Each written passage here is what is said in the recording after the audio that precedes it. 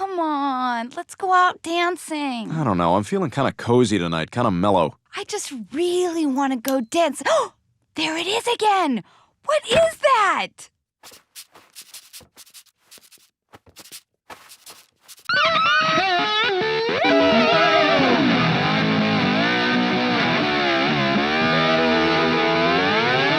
You're listening to Duck Dust FM.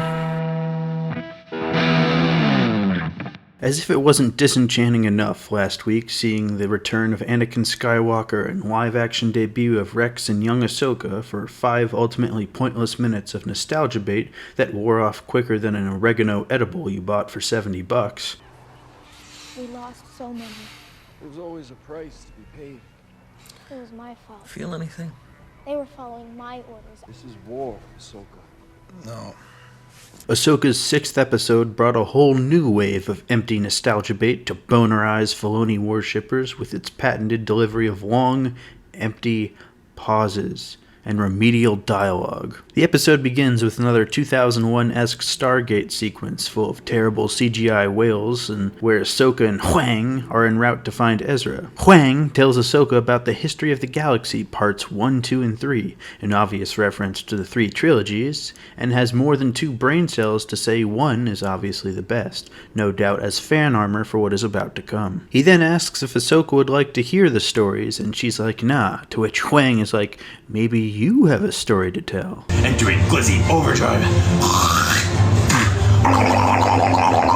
Real subtle, Dave. Huang then literally starts telling the story of Star Wars with a long time ago in a galaxy far, far away, also the name of the episode, and other places full of magic and satire, though unlike the show, intentional satire. You ain't C-3PO, buddy. So they pull up to the mysterious multiverse place, which in no way looks like any other of the places or planets in Disney Star Wars or... You know what's remarkable?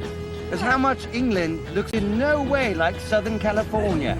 There they find another live-action Filoni adaptation in the Night Sisters, one of the more controversial character sets from Clone Wars, and they are working with Thrawn and live here for some reason. Darth Hot Topic is like, more witches? Yes, more witches. They've also dragged Sabine along this whole time, and the Night Sisters call her It, and says it reeks of Jedi, and it will wait in the dungeon in solitude. It rubs the lotion on its skin or else it gets the hose again. Then, in a terribly directed best scene of the episode, we get a conversation between the 2 best characters in the show, where they talk about how history repeats itself, and it's an endless cycle of crap.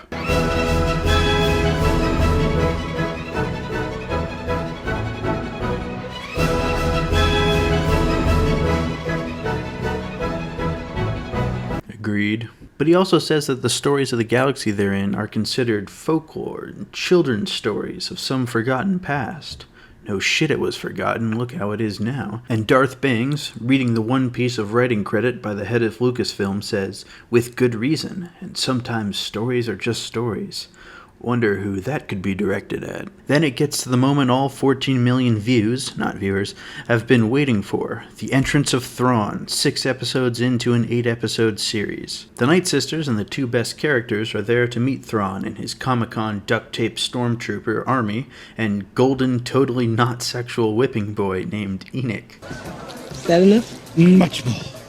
Baste me like a chicken. And yeah, they literally just painted Lars Mikkelsen blue, made him Elon Musk, and made him fat for some reason. It's implied later that their forces have been dwindled since they've been trapped, possibly implying cannibalism, yet Thrawn has somehow managed to find an interdimensional Arby's to supply 5 square meals a day. Arby's. Me fucking heart stop! So they honor the deal Sabine made 2 episodes ago and let her go find Ezra, knowing she'll probably die, but not knowing she's wearing 2 layers of Beskar plot armor. They give her a giant rat fucking dog thing and she rides across Skywalker Ranch and is attacked by some generic bad guys. And after the rat dog thing runs off and returns, she has a long conversation with it that goes on for a long ass time. Not quite. After coming across some weird humanoid hermit crab thing that doesn't speak English but does know Ezra, she is taken back to their commune where, sure enough, an older and more bearded Ezra is there waiting. Totally shocked and amazed, with tons of emotion, Ezra asks Sabine questions like, how did you find me? How did you get here? How did you survive a direct lightsaber stab to the abdomen? Not important. Lastly, back at the Star Destroyer, Thrawn tells Morgan Lastname not to underestimate the Jedi's ability to bend the plot to their will, as death is a common misconception in their world. Fucking clearly, and that he needs her dark magic to win like he's talking to fucking Scarlet Witch. They'll never know what you sacrificed for them. What the fuck happened to you, man? Your ass used to be beautiful. I kinda wish there was more to say about this episode, but there really isn't all that much. You wanted live-action Clone Wars 3 years ago, and you finally got a teaspoon of it last week. You wanted Thrawn and Ezra in live-action. There you go. Eat your slop, pig.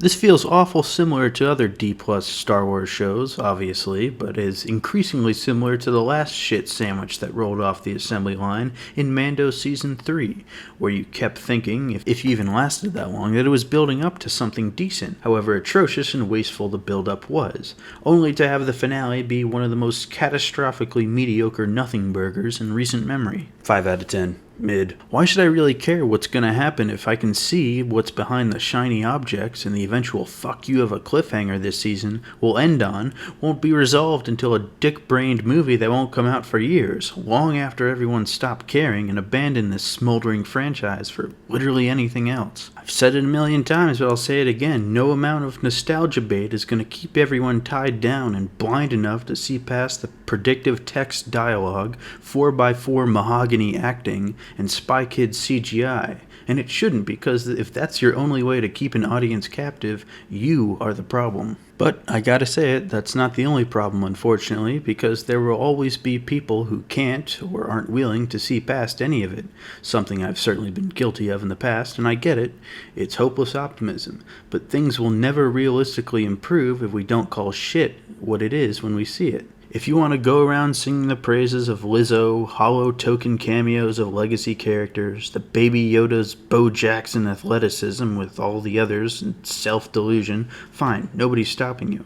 But one day you're going to look around for your fellow Disney shill, only to find space as big as an Ahsoka character's pause between sentences. Fucking like and subscribe for duck's sake.